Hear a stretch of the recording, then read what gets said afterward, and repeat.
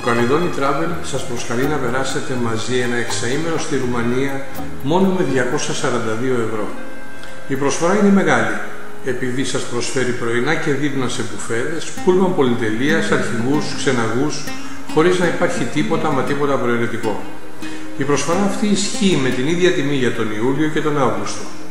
Το γραφείο μας βρίσκεται στο κεντρικότερο σημείο του Πειραιά, στον ηλεκτρικό σταθμό. Σας περιμένουμε να γνωριστούμε.